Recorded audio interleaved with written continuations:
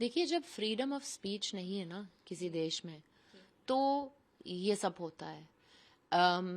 मैं ये सब कर सकती हूँ क्योंकि मैं एक देश में रहती हूँ अभी जहाँ मैं सेफ हूँ, जहाँ मैं ओपनली बात कर सकती हूँ, बोल सकती हूँ कि ईरान में क्या चल रहा है. अनफॉर्चुनेटली जो लोग ईरान में हैं वो ये नहीं कर सकते, क्योंकि अगर वो अगेंस्ट द गवर्नमेंट कुछ भी बोले तो वो प्रिजन में चला जाएंगे. और ना तो ये प्रिजन में क्या क्या चल रहा है, इतने सारे स्टोरीज ओवर द इयर्स आए हैं सबके पास कि जो प्रिजन में चल रहा है, they are raping women, they are hurting the political prisoners. हर एक life that is lost is a loss, खास तौर अगर वो बच्चों की है. और अनफॉर्चुनेटली वॉर में ये सब होता है, तो वॉर नहीं होना चाहिए, पहले तो ये है. पर वॉर कैसे हो गया ये भी देखना चाहिए कि एक रिजीम है जो 47 ईयर्स से डेथ टू अमेरिका बोलता है, 47 ईयर्स से डेथ टू इजराइल बोलता है, चुपके न्यूक्लियर बॉम्ब बना रहा है जो बहुत ही डेंजरस हो सकता है अमेरिका, इजराइल और बाकी दुनिया के लिए.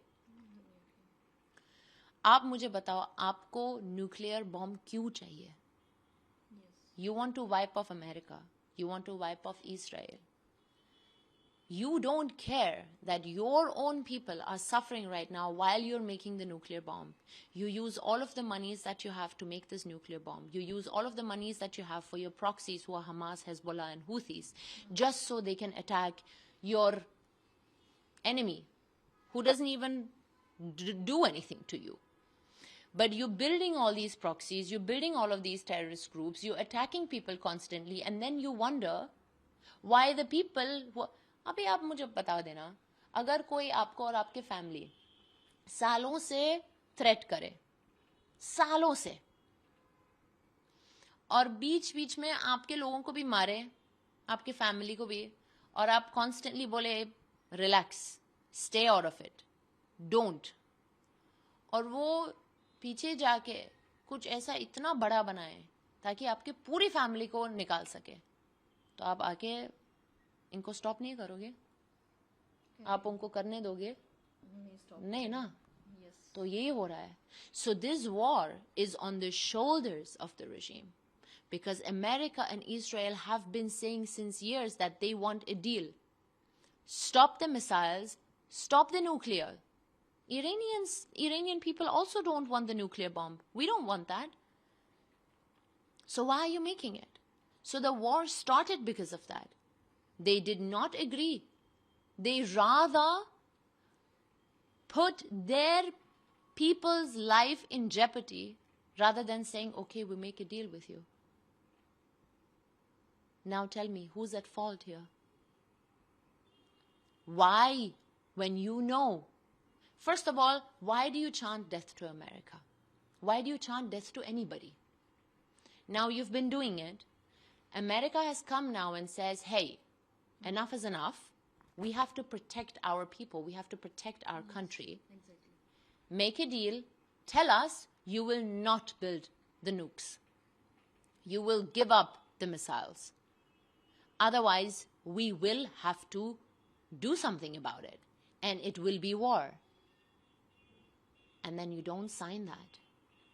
And your ego and your hate for America is so much bigger than the lives of your own people. हाँ, Iranians regime से बहुत डरते हैं. पर अभी जो अगर आप देखो, इतने सारे वीडियोस हैं जो इतना हर्टफुल हैं. अगर आप देखो कि वो वीडियो ले रहे हैं, बॉम्बिंग हो रहा है उनके सामने, पर वो इतना खुश हैं क्योंकि उनको पता है कि वहां पे वो लोग रह रहे हैं, वो अभी मर रहे हैं और इनकी आज़ादी मिल जाएगी. फिर आप सोचो, आप कैसे खुश हो सकते हो जब आपके देश में बॉम्बिंग हो रहा है? आप कौन से लेवल में पहुंच गए हो कि वो एक खुशी की बात है आपके लिए? ये it's a very very sad situation. It's very heartbreaking. पर जब आपके पास दूसरा कोई ऑप्शन है नहीं, तो यही ऑप्शन आपको खुश रखेगा। और आपको पता है कि America doesn't want to kill the civilians, America doesn't have any problems with Iranians, Israel doesn't have any problem with Iranians. They are targeting those, and by the way वो स्कूल में भी जो हो गया था वो मिसाइल इरानियन मिसाइल था, उसके वीडियोस हैं, IRGC ने खुद कंफर्म किया है कि उनका मिसफायर हो गया था। तो अभी तक इतने सारे मिसाइल्स आ गए हैं ईरान में, पर सिविलियंस को टारगेट नहीं किया है। तो इरानियंस उनका सेफ्टी, जितना सेफ वो अभी फील हो रहे हैं ना, वो जनवरी में इतना सेफ नहीं फील हो रहे थे अपने ही रिजीम के साथ।